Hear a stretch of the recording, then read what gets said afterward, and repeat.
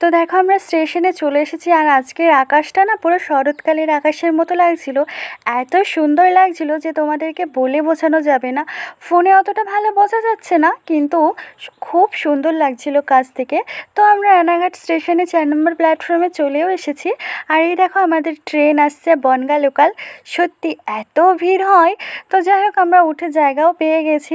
আর প্রচুর আনন্দ হচ্ছিল, হালকা হালকা বৃষ্টি হচ্ছিল, বেশ ভালো লাগছিল। আর সত্যি কথা জানো তো, আজকের দিনটা না এত সুন্দরভাবে কেটেছে, তোমাদেরকে কি বলবো, ভীষণ ভালো লেগেছে।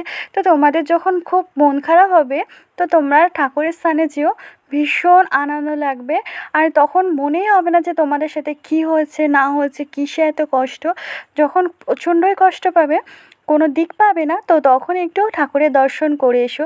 আর এই দেখো বাড়ি ফেরার সময় ভিউটা কত সুন্দর লাগছে। সন্ধে হয়ে গেছে, কিন্তু দেখো আকাশ